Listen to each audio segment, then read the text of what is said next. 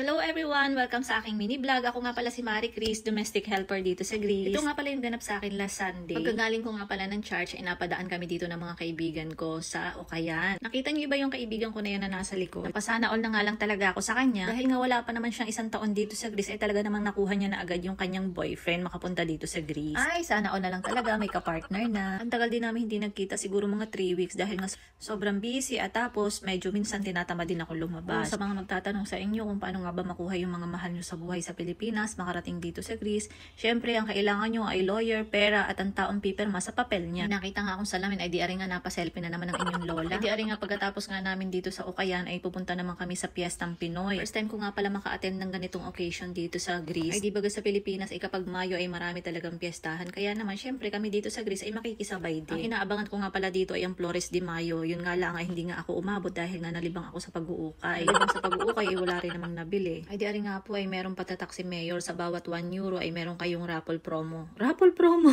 Raffle ticket ay syempre hindi na rin naman ako umasa na ako'y mananalo sa mga ganyan dahil hindi naman na nga ako swerte. Nung time na yun, dun ko lang na-realize na sobrang dami din pala talaga mga Pilipino dito sa Greece, lalo na dito sa Athens. Hindi na nga halos ako nakipagsiksikan dahil nga baka kung makikipagsiksikan pa ako ay hindi na ako makita ng mga kaibigan ko. At rin nga nag-uumpukan ay nag-uusap-usap na kung ano yung mga kakainin. Ay Diyos ko, kinakabahan nga ako dahil wala naman akong pera. Pag akyat namin ari yung bumungad sa akin ay awan ko kung ano nga bang luto ari at pagkahaba-haba ng pila. Pagkadami-dami nga namin pinagpipilian kung anong kakainin ay sa halo-halo laang din kami bumagsak. Shout out nga po pala sa nanlibre sa akin ng halo-halo. Maraming salamat po. Ay nung una kasi sabi ko ibabayaran ko ay paalis na nga ako, nakalimutan ko na nga iabot sa kanya ang bayad. Kaya yun na nangyari ay nalibre na nga tayo. Ay gayon sadya, para-paraan laang yun para makalibre. Hindi pagkakain ko nga ng halo-halo okay nagpaalam na rin sa mga kasama ko. Ito nga palang Piyestang Pinoy na ito ay ginaganap yata taon-taon. Kagandahan nga lang ay talagang masaya yata ito. Hindi nga lang ako naka-attend nung gabi na may mga kantahan. Ako baga na may talaga tamad na tamad talaga lumabas, lalo na nga't malayo nga kami sa bus station ay ang layo pa ng nilalakad ko. Tapos ari nga nakita ko nga yung banana cue, ako'y napatanong kung magkano ay 3 euro daw. Ay di napa-convert na naman ako sa peso. Ay sabi ko nga ay 186 pesos na ang isang stick. Ay sabi ko sa Pilipinas na lang ako bibili at doon ako magpiprito ng isang buwig. Pero sa totoo lamang ay mura na yun talaga dahil yun ay parang 3 piso lang dito sa euro. Para nga palang may gaganapin ulit sa June para naman sa araw ng kalayaan. Sana nga ay maka-attend ulit ako dahil nga last year naka-attend ako dahil yung kaibigan namin ay sumali sa contest. So ay siya, hanggang dito na lang ulit ang aking mini vlog para namang hindi na nga aking mini vlog dahil pagkahaba-haba na nga ng aking pinagsasasabi. Maraming salamat ulit sa inyong panonood. Paalam!